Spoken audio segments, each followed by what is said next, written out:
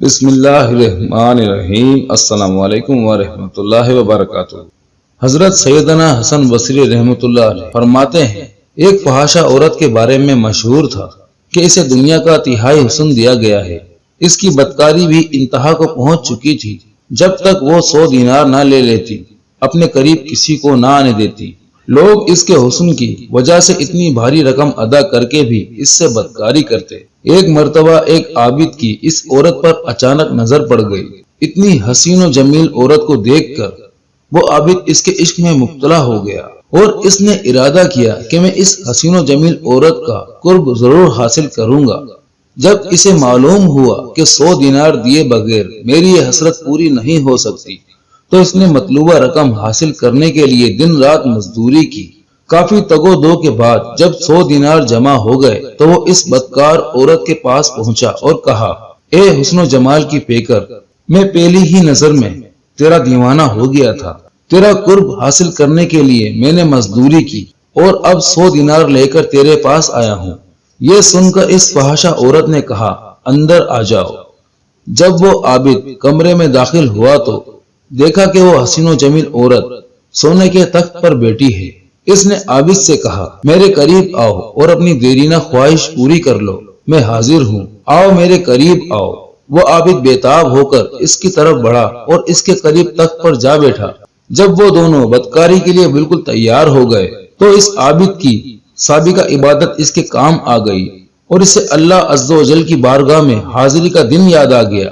بس یہ خیال آنا تھا کہ اس کے جسم پر کپ کپی طاری ہو گئی، اس کی شہوت ختم ہو گئی اور اسے اپنے اس فعل بد کے ارادے پر بڑی شرمندگی ہوئی۔ اس نے عورت سے کہا، مجھے جانے دو اور یہ 100 دینار بھی تم اپنے پاس رکھو، میں اس گناہ سے باز آیا۔ اس عورت نے حیران ہو کر پوچھا، آخر تمہیں کیا ہوا؟ تم تو کہہ رہے تھے کہ تمہارا حسن و جمال دیکھ کر میں دیوانہ ہو گیا ہوں اور میرا قرب حاصل کرنے کے لیے تم نے بہت جتن کیے۔ اب جب کہ تم میرے قرب میں ہو اور میں نے اپنے آپ کو تمہارے حوالے کر دیا ہے تو اب تم مجھ سے دور بھاگ رہے ہو۔ آخر کیا چیز تمہیں میرے قرب سے مانا ہے؟ یہ سن کر اس عابد نے کہا، مجھے اپنے رب عز و جل سے ڈر لگ رہا ہے اور اس کا خوف تیری طرف مائل نہیں ہونے دے رہا۔ مجھے اس دن کا خوف دامن گیر ہے جب میں اپنے پروردگار عز و جل کی بارگاہ میں حاضر ہوں گا۔ اگر میں نے یہ گناہ کر لیا تو کل بروز قیامت اللہ عز و جل کی ناراضگی کا سامنا کس طرح کر سکوں گا؟ لہٰذا اب میرا دل تجھ سے اچاٹ ہو چکا ہے، مجھے یہاں سے جانے دو۔ عابد کی یہ باتیں سن کر فحاشہ عورت بہت حیران ہوئی اور کہنے لگی، اگر تم اپنی اس گفتگو میں سچے ہو تو میں بھی پختہ ارادہ کرتی ہوں کہ تمہارے علاوہ کوئی اور میرا شوہر ہرگز نہیں بن سکتا، میں تم ہی سے شادی کروں گی۔ عابد کہنے لگا، تم مجھے چھوڑ دو، مجھے بہت گھبراہٹ ہو رہی ہے۔ عورت نے کہا، اگر تم مجھ سے شادی کر لو تو میں تمہیں چھوڑ دوں گی۔ عابد نے کہا، جب تک میں یہاں سے چلا نہ جاؤں اس وقت تک میں شادی کے لیے تیار نہیں۔ عورت نے کہا، اچھا ابھی تم چلے جاؤ، لیکن میں تمہارے پاس آؤں گی اور تم ہی سے شادی کروں گی۔ پھر وہ عابد سر پر کپڑا ڈالے منہ چھپائے شرمندہ شرمندہ وہاں سے نکلا اور اپنے شہر کی طرف روانہ ہو گیا۔ فحاشہ عورت کے دل میں اس عابد کی باتیں اثر کر چکی تھی، چنانچہ اس نے اپنے تمام سابقہ گناہوں سے توبہ کر لی۔ پھر اس نے اپنے شہر کو خیر آباد کہا اور اس عابد کے بارے میں پوچھتی پوچھتی بالاخر اس کے گھر پہنچ گئی۔ لوگوں نے عابد کو بتایا کہ فلاں عورت تم سے ملاقات کرنا چاہتی ہے۔